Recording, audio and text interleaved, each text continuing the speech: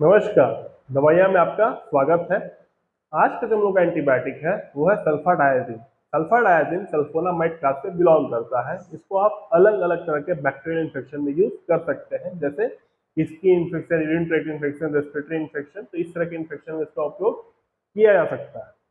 सल्फाडायाजिन का अगर हम लोग मैकेनिज्म ऑफ एक्शन देखें कि काम कैसे करता है, तो जनरली ये बैक्टीरिया का रिप्रोडक्शन और ग्रोथ को रोक देता है, क्योंकि ये फॉलिक एसिड का सिंथेसिस नहीं होता है, जिसकी वजह से डीएनए और आरएनए का सिंथेसिस नहीं हो पाता।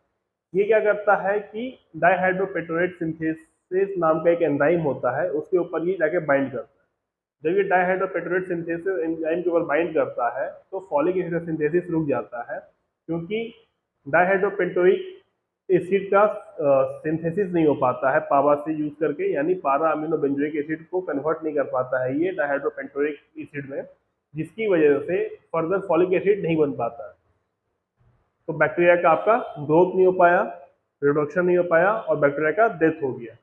अगर इसका फार्माकोकाइनेटिक देखें कि दवा कैसे बॉडी में काम करता है, तो इसको जनरली ओरली लेते हैं हम लोग। ओरली लेने के बाद ये आराम से बॉडी में एब्जॉर्ब होता है स्टमक के थ्रू, यानी गैस्ट्रो इंटेस्टिनल ट्रैक्ट के थ्रू आराम से एब्जॉर्ब होता है और पूरे बॉडी में डिस्ट्रीब्यूट होता है। लेकिन सबसे ज़्यादा इसका डिस्ट्रीब्यूशन आपको सेंट्रल नर्वस सिस्टम में, रेस्पिरेटरी ट्रैक्ट में, यूरिन ट्रैक्ट में और स्किन में देखने को मिलता है। तो इसका उपयोग आप वहाँ पे ज़्यादा इफेक्टिव तरीके से कर सकते हैं। देन डिस्ट्रीब्यूशन के बाद इसका हल्का सा मेटाबॉलिज्म, मतलब 15 से 20% ड्रग मेटाबोलाइज होता है लीवर में, बाकी ड्रग मेटाबोलाइज नहीं हो पाता है और यूरिन के माध्यम से ये एक्सक्रीट करके बाहर निकल जाता है। अगर इसकी एलिमिनेशन हाफ लाइफ की बात करें तो 7 से 12 घंटे के बीच रहता है। पर्सन टू पर्सन वेरी भी करता है। लेकिन इसका यूजेस क्या है? तो इसका यूजेस अलग अलग जगह पे है। जैसे इसका यूज यूरिन ट्रैक्ट इन्फेक्शन में यूज कर सकते हैं।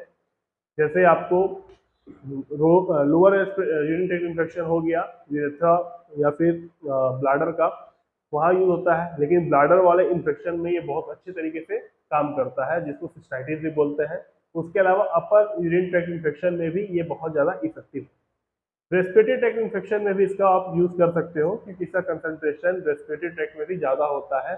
जैसे ब्रोंचाइटिस, यानी कि श्वास नली का फूल जाना, सूजन हो जाना, इन्फेक्शन की वजह से श्वास लेने में दिक्कत होना और ज़्यादा म्यूकस का रिलीज होना। सेकेंड चीज निमोनिया, यानी फेफड़ों में पानी भर जाना बैक्टीरियल इन्फेक्शन की वजह से। तो इन दो जगह पे भी इसका उपयोग आप कर सकते हैं। तीसरा जो इसका उपयोग है वो है स्किन इन्फेक्शन में, क्योंकि स्किन में भी इसका कंसेंट्रेशन ज़्यादा था। जैसे कि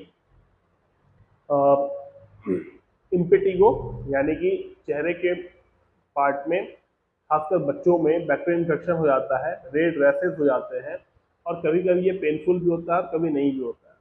सेकेंड होता है सेलुलाइटिस, जिसमें कनेक्टिव टिश्यू और सॉफ्ट टिश्यू जो है वो बहुत ज़्यादा अफेक्ट होते हैं इन्फेक्शन से। उनमें सूजन हो जाती है और पूरे लाल हो जाते हैं वो पार्ट, या फिर वहाँ पर लाल लाल धब्बे पड़ने लग जाते हैं। जनरली ये पैर में देखा जाता है और ये बहुत कंटाजियस होता है, तेजी से फैलता है। तीसरा, उन इन्फेक्शन में, यानी कि कहीं घाव लग गया है, उसको सुखाना है या उसमें इन्फेक्शन हो गया है, तो वहाँ भी इसका उपयोग आप कर सकते हो। ये इन सब जगहों पे यूज होता है। क्लेमाइडिया में भी इसका उपयोग करते हैं, पर ये उतना ज़्यादा इफेक्टिव क्लेमाइडिया में नहीं है। ये चार जगह था जहाँ पर इसका उपयोग आप आसानी से कर सकते हो। कभी कभी सेंट्रल नर्वस सिस्टम में किसी प्रकार का इन्फेक्शन होता है बैक्टीरिया की वजह से, जैसे मेनिंजाइटिस हो गया, तो वहाँ पर भी ये कभी कभी प्रिस्क्राइब किया जाता है यूज करने के लिए, बट ये ऑफ लेवल है, यानी कि इसका उतना ज़्यादा प्रमाण नहीं है। और एक चीज़ का ध्यान रखना है आपको कि ये ड्रग आसानी से हमारे ब्लड ब्रेन बैरियर को पार कर सकता है और प्लेसेंटा के बैरियर को पार कर सकता है। यानी जब महिला प्रेग्नेंट होती है तो बच्चे में भी ये ड्रग आसानी से पहुंच सकता है, बट वहाँ पे ये सेफ है, उतना ज़्यादा हार्मफुल नहीं है। अगर डोज की बात करें तो 500 mg दिन में 2 बार, डिपेंड होता है सीवियरिटी के ऊपर, दिया जाता है। इसके साइड इफेक्ट क्या क्या है? तो नॉर्मल साइड इफेक्ट है नोसिया, वोमिटिंग, डायरिया, रैसेस। लेकिन कभी कभी जैसे किडनी पेशेंट है तो उनमें, या लीवर पेशेंट है तो उनमें ये कभी कभी हार्मफुल इफेक्ट दिखा सकता है। तो अगर आप किडनी या लीवर पेशेंट हैं तो प्लीज एक बार डॉक्टर का कंसल्ट करके ही इस दवा का उपयोग करिएगा। लेकिन अगर ड्रग इंटरेक्शन की बात करें तो कुछ ही दवाएं हैं जिनके साथ ये ड्रग इंटरेक्ट करता है। जैसे सबसे पहले वारफरिन या एंटीकोगुलेंट ड्रग। जब ये वारफरिन और एंटीकोगुलेंट ड्रग के साथ उपयोग होता है तो वहाँ पे ये ब्लीडिंग का खतरा बढ़ा देता है, क्योंकि वारफरिन का कंसंट्रेशन बॉडी में बहुत बढ़ जाता है।